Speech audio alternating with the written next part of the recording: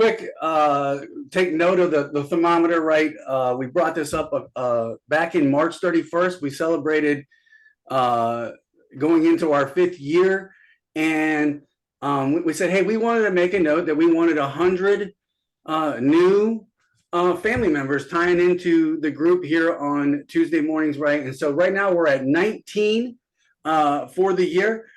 We've got a couple new folks on this morning. I'll update this for the end of today's meeting. Welcome to Coffee Connect, everyone. If this is your first time and you're wanting to kind of check out some of the past episodes, I would draw you to the website, www.addicted2connecting.com. You can scroll all the way down and check out the YouTube channel and kind of look back at some of the past episodes. As well, if you're looking to be connected on the invite list and figure out what the topics are on a weekly basis without having to go search for them all the time, shoot me an email at ccinfo, Coffee Connect info, right? ccinfo@addicted2connecting.com. Be happy to add you to the invite list, right? And so you can see every topic that comes out on a weekly basis. This is just a professional group that likes to learn and grow together. And so today's topic really kind of I was sharing with Brian earlier. It kind of was brought to my attention as something good to talk about, right? Although I highlighted change management, I really want to focus today on the healthy conflict side of our discussion, right? And so we're going to go into this and talk about our experiences of having conflict at work. One, what have they done for us, right? How can we better manage them? As well, I want to talk about why they can be good for us, right? And how we can kind of manage those to always be intentional in what we do. And so I'm going to stop sharing real quick because I want to share a quick story, right? And I think we've all come across times in our work experience, in our family lives, in our whatever it might be, right? Where there's been some tension, right? Maybe it was just something that got under our nerves, right? On our nerves, right? Maybe it was something that was intentional or invoked because of something that you promoted, right? A change to how you managed your funds, right? I mean, I know money has often been a discussion, right, for married couples and things like that. But on the business side, maybe it's just how you're laying out the safety meeting or something. It can be anything, right, that could cause someone else to go, I don't like that, right? How many of you guys have experienced that, right? You've come across something, you're like, I can't believe we're doing this. Why would we do it that way, right? And most people probably have that same reaction, right, of the anger, the despair, the disappointment, why do I have to do this, right, mentality, as opposed to just the questioning mindset of, let me figure out what this is going to do for us, right? Let me figure out if this is going to be good, how it's going to be good, and if it is going to be good, right, how can I really take ownership of this so that I can help everyone else come through that same emotional despair that they're probably having, right? And so I'll share with you years ago, 2008, 2008, 2009, right? Working for a gentleman who, when he came into the command, right, I really felt like he had some good intentions. He was sitting down with senior leadership and asking them their opinions and what they thought. And I felt like he was really driving home that he didn't want to change. He didn't want to go in and let me just go stir the pot, right? Let me figure out what's working. Let me figure out what people feel isn't working. And hopefully I can help guide them towards those processes of what's not working so we can get more things working for us. And it was only shortly after he took over, right, that this was there, right?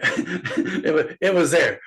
He wanted his thumb on every single decision that was being made, right? And for a lot of us that had autonomy with the leader before him, that was a rough change, right? Can we all relate to that? I mean, we've probably all had experiences like that. So I don't want to talk so much about that transition, but I want to talk about the opposite transition, right? Fast forward 2 years, and I just reconnected with this guy a couple weeks ago, Captain Randy Dykes, right? It came in as our new reactor officer. We had just had an RDMC get fired. That's a departmental master chief. Turns out I had just made master chief. I was actually looking to get transferred off the ship, but volunteered to stay on board the ship. Now, I'm going to tell you guys, my mindset at the time was, I got to get the hell out of this place as quickly as I can, because I had just went through the last 2 or 3 years of right, literally. But I wanted to. I really felt like there was a good connection with this new leader, and I wanted to give him the best opportunity for success coming in and leading the organization. Right, I volunteered to stay on.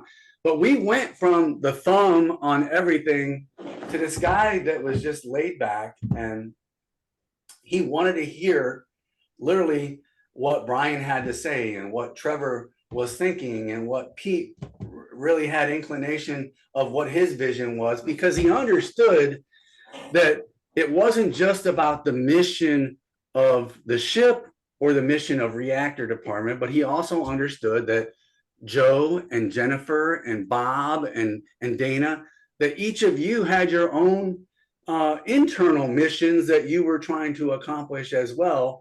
And I think this guy knew it better than any other leader that I've ever worked for before, that he knew that if he could help the Joe and the Jennifers and the Bobs and the Danas achieve their goals, that they would be more than happy to 150% contribute to the success of reactor department, right? And guys, there was a lot of healthy conflict that took place in that organization during that time, because I think he understood, right, that not everything was going as well as what it could have been. He was told by several people that you cannot run the organization that way. Right? You can't ask Joe for his opinion. It doesn't matter. You're the captain, right? You got to do it this way. We had these conversations last week as we were reflecting on some things of the times that we came through when we were together, right?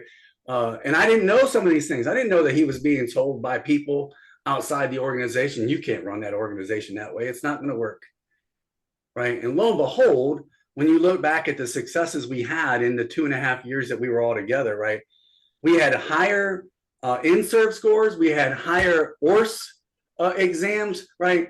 Our productivity was far exceeding probably any crew that had performed on Enterprise in recent history, right? And guys, I say that purposely because Enterprise, being the beast that it was, having 8 nuclear reactors, right? 8 times the amount of people on board running those reactors and stuff like that, you can only think of the complexities that would get thrown into that. So I want to, again, interject with this healthy conflict discussion and try and figure out what we can all do better. So I think there's some base understandings, right?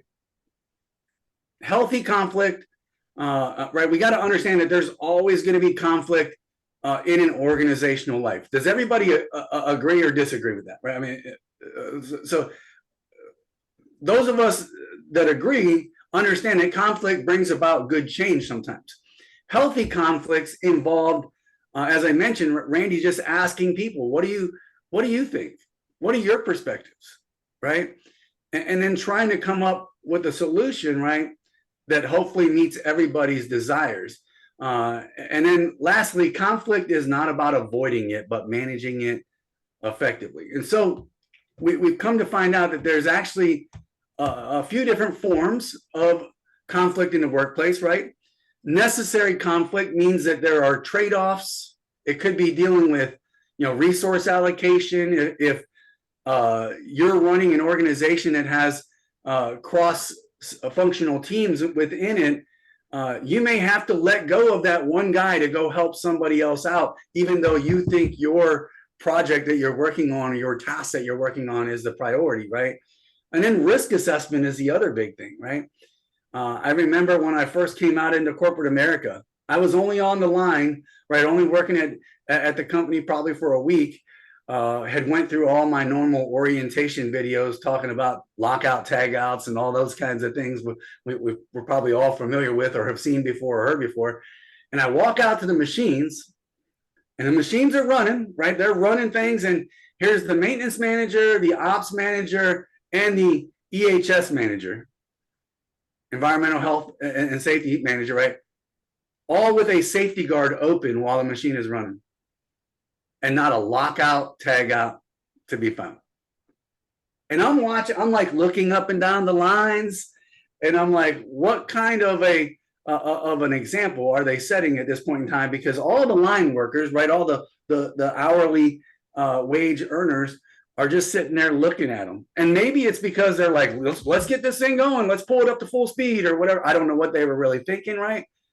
But all I know is my perception when I first walked out there was, if it's okay for them to be in the machine when it's running, must be okay for me too, right? And probably not the impression that we wanted to give off. So I had to walk up to those guys and say, as the guy that's only been there a week, hey, I'm not sure what you're doing, but I can tell you right now, it don't look good, right? It don't look good. You got to have, it's okay to raise that conflict because of the risk assessment that was involved in that, right?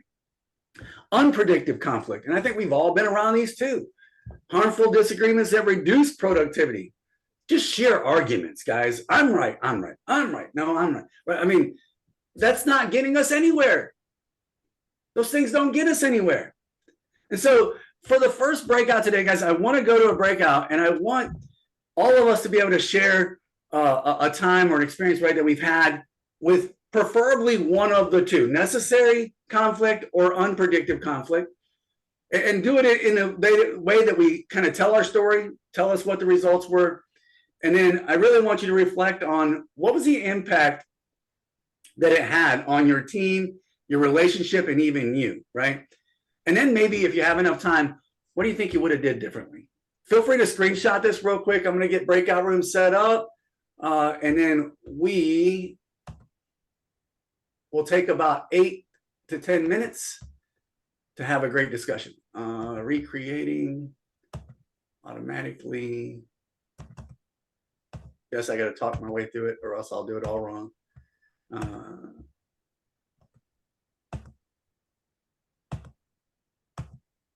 So opening the rooms, guys. I will see you guys back here in about 10 minutes.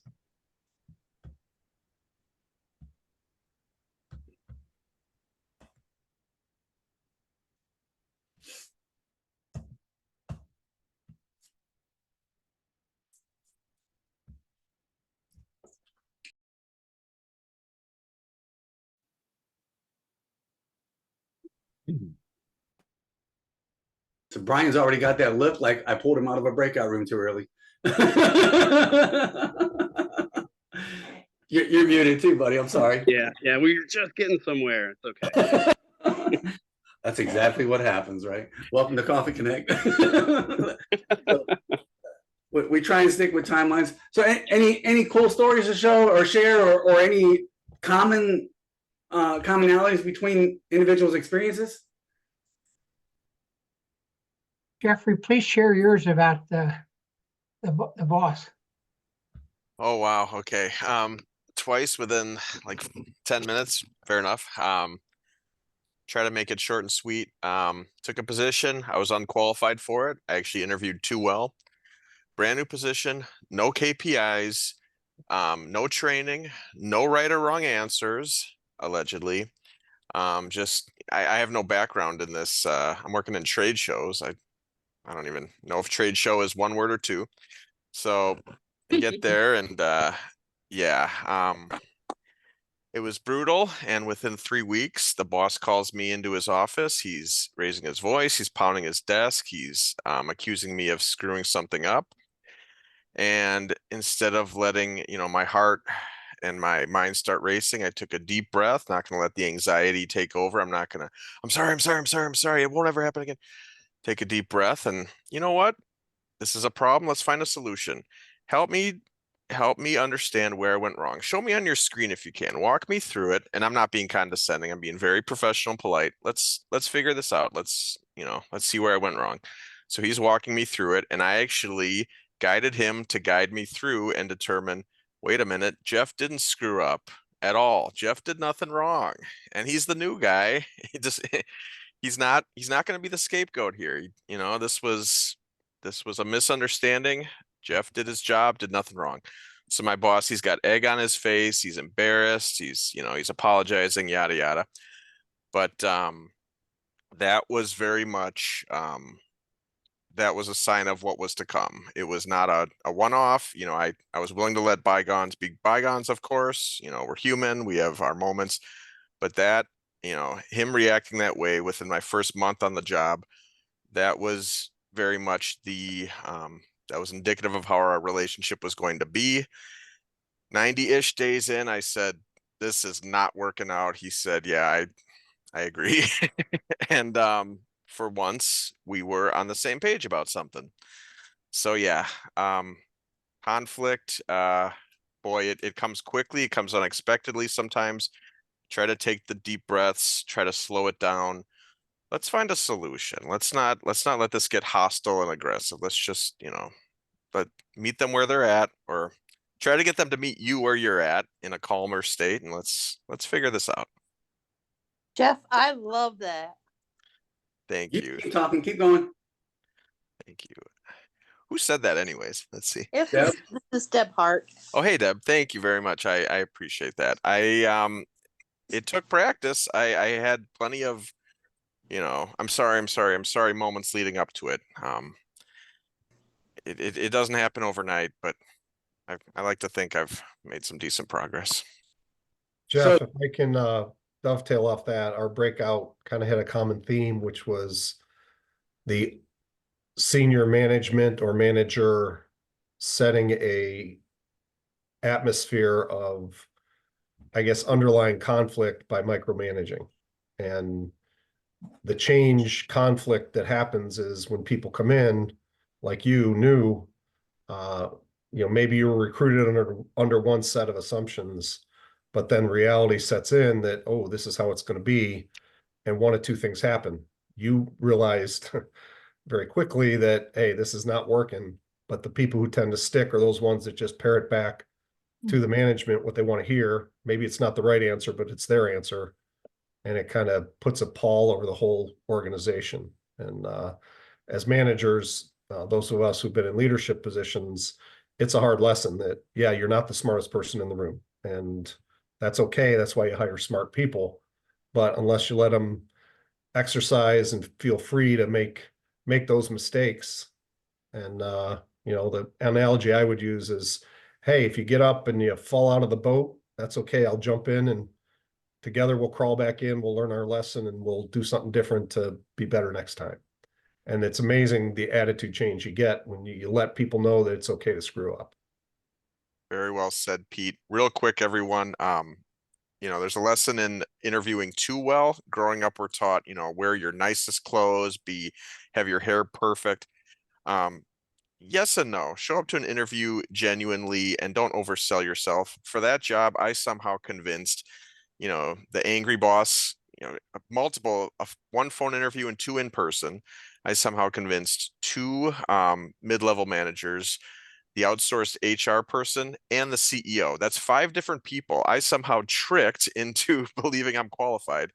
And one of the mid-level managers, she asked me during an in-person face-to-face, are you sure you want to work here? Major red flag. I chuckled, I laughed it off, and oh yeah, I can handle any and everything. I got this. No, watch for the red flags, absorb them, take them very seriously, and just please try not to oversell yourself. Be on your best behavior, but also know your limits and be honest about who you are and what you have to offer. Just wanted to put that out there for everyone. And if you find yourself in that position, right, don't ever, let me encourage everyone, do not ever compromise your values, right? And the things that are important to you because you feel like you're trying to please somebody, right? So the other thing I wanted to kind of bring up is this third bullet point that came up is conflict debt, right? Because we avoid it, we think it's not there anymore. And literally, it's like having a credit card that just accumulates interest all the time, right? It's getting bigger and it's going to boil over at some point, right? And so we've got to learn how to get through that. Some of the reasons why people avoid that conflict, right? Obviously, fear of the relationship, damaging the relationship is there. Concerns about how others are going to react. And, in Jeff's case, he might not have known how anything was going to go along the way, right? Desire to avoid the pain that it causes, right? Whether it be the potential loss of a position or walking away from a position, right? Or as well, what other pain are you going to induce upon your team or whatever else if you decide to address this thing? The field to fit in, right? If there's anybody, if I mean, the lockout tagout discussion I gave you earlier, right? Listen, if you look at my profile, it's not going to be hard to determine what company that was, okay? Because there's only one company on there. But I was always, if you look back at my naval career, I was always the guy that was going to stir the pot and ask questions, right? Andy was a nuke as well. One of our 7 tenant principles was questioning attitude. Okay, you got to have the ability to question why this is why we're doing this, right, or whatever. Anxiety over disagreeing with your boss, right? There's all kinds of reasons why we avoid conflict. As with most things, I think the first thing is acknowledging why we're avoiding it, and then we could address why we're avoiding it. So why do we want to know that conflict matters? Well, listen, often conflict drives away for making good decisions for the company, right? Just because there's a conflict with resources or budgeting or whatever else doesn't mean that decision doesn't need to be made, okay? We just got to find a way to address it and bring it up in front of everybody and work collaboratively, right? And Andy brought up in our group, often these conflicts that arise, right, are probably better presented, right, as a collaboration opportunity versus always being me against you, right? Productivity, right? It's essential for productivity and resource optimization, trust and engagement, right? I think the more people work through tough times together, the more people are going to want to work together, right? I mean, if you're not going through rough times and you think everything's fat, dumb, and happy all the time, right? You're probably not learning and growing and actually engaging with each other and learning how to propel the business forward, right? Self-advocacy, another reason why conflict matters, right? Self-advocacy, allows individuals to advocate for themselves. As I mentioned, that the boss that came in, I think he was the guy that was always at. So what's important to you, Tim? What's important to you, Lamar? What's important to you, Jeff, as we move forward? I want to know what is really, truly on your mind and what's a goal of yours so we can figure out how all of that comes into play for the collective benefit of the group, right? And there are benefits, right? There's positive impacts all around to an organization that can come together and work their way through those rough times. Okay, does that mean it's always going to be successful? Right? It's not going to always be successful, right? The question, I think, just as individuals, if you go through a rough time and you're not successful on the other end, right? When you walked up, when you were a baby, you got up and you started walking at some point, you probably fell down a couple times, right? It's what you learned from that moment that you fell that allowed you to get up again and walk again, right? And companies are no different. As you're going through a struggle, you can always fight about what's right or who's right or whatever else, but it's really your ability to collaborate and understand everyone's point of view that allows you to move forward with life. So we're going to go to the second breakout room, right? And I want you to really kind of sit down and talk about what are things we can do better, right, to manage and promote healthy conflict within ourselves, within our organizations, and for everyone here within our families, right? I mean, whether it be our husbands and wives and children, or just those that are closest to us. Somebody was going to say something. Did somebody say something? All right, so let me get these breakout rooms shuffled up.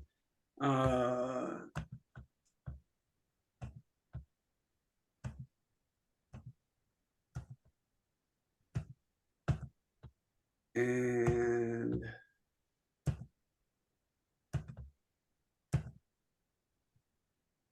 so just start shouting them out, guys. What are some, I mean, without long drawn out stories, because we're running short on time, what are some things that we can do better? Call on Jennifer. Jennifer. I think fostering a culture with an open dialogue policy where every member of the team, their opinions are considered and the culture is indicative of that. And they bring people to the table and encourage them to share their ideas, whether that's sharing something that's going on in terms of operational processes or ways to streamline things, or just, brainstorming and coming up with creative ideas. They're not always going to be great. People that have been in the company for a long time may say, hey, guess what? We tried that. It didn't work, but that's okay. That's how we learn and grow. And being able to give everyone that consideration is really what's going to, put the company forward. Perfect. Culture. What else? Trevor got talking about things that all, to me, circle back to trust. If you've invested in building some trust, some common ground beforehand, it makes it a lot easier to deal with the conflict when it does surface. Absolutely. What else? I think you can't take every conflict personally. Sometimes you can be the easy target as the leader of employee frustration, and it's easy to take that as a personal attack, whereas it's just you have to move forward on what you need to do to get the job done. Absolutely. So And Jeff had 2 books. go ahead, Jeff. Tell me what you got, man. I talked about how the book Who Not How and the book The Aladdin Factor deal with sometimes you're not the right person to share the information that is needed to be shared. And Who Not How is about changing your question from not how do I get this, how do I accomplish this, but who can do it with me or who can do it for me. And the Aladdin Factor is about learning to ask. You can get anything you want if you ask the right person the right question at the right time, the right way. So it's about learning that process. And while I describe them this way, they sound like they're, nobody needs to read these books, but there are lots of edge cases, lots of examples, and lots of good ideas in these books about how to diffuse these situations and solve problems you didn't know you could solve. Yes, absolutely. Guys, I put the 3 web sources in the chat that are resources that I had in the chat that I kind of did some research on this, right? So feel free to check those out. But last thing here, right? Some steps that are kind of simple steps to go through, right? Andy, you mentioned this in our very first conversation in the breakout room, right? That you weren't in the right mind sometimes to address the story that you shared, right? Healthy conflict starts with getting in the right mind and the energy, right? Because you can go in angry, brother, and that's probably all that's going to come out is anger, right? Choosing that opening sentence wisely, right? If you automatically go in aggressively, they're probably not going to feel open to sharing those things with you, right? Share your world, give them your perspective, but also let them know that you want to know what their perspective is, right? On step 4. And then own your contribution to the problem, right? And we talked about this a little bit too, right? Is taking ownership of where you might have went wrong or where you could have did things differently, especially if you're on the leadership side of things, right? You should always be taking ownership of whatever it might be, but holding true to your values and the things that you believe as well. And then last thing, right, is don't forget to put in some actionable thing, because if all you do is fight about something without asking for the change, whether it be change within yourself or change within your organization, right? Guess what you're going to be doing next month? Probably fighting about the same daggum thing, right? And it's not going to serve any purpose whatsoever, guys. So Just wanted to share that kind of step-by-step process with you. Hopefully you guys enjoyed the conversations today and enjoyed the lessons that you've learned from each other. Do me a favor, if you haven't done so already, please put your contact information in the chat. Feel free to reach out to everybody else. Save the chat if that's something that you want to do, so you can go back and reach out to those that you connected with today. Upcoming sessions, right? Next week, we're going to talk about resilience. The following week after that, we've got Wesley Ramey on board with us talking about security and things you did not know, both on a physical sense as well a digital sense. Kathy DiAgostino is going to talk to us about kind of the AI prompt engineering plus. Why do I say plus? Well, if you were with us about 2 months ago, we did a really basic session on prompt engineering. She's going to watch Ray's discussion as well, my prompt engineering discussion, and then try and figure out how can she add to that conversation in the end. Gina Martin talking to us on the 18th of June about energy management. These next 3 weeks after that, energy management with Gina Martin, unlocking your mental power with Marita and Melissa, and then subconscious emotional memory override with Dr. Tanya English, guys, on the 9th of July. All of those three things are going to feed into each other, one after the other. So we've got some great conversations coming up. I hope you're here to be with us. Take what you've learned today, go out there and make an impact on someone. And always remember, I love you guys. Nice. Have a great week, everybody. Rodney, you're Thank you. setting the bar too high. You're not gonna get enough people volunteering.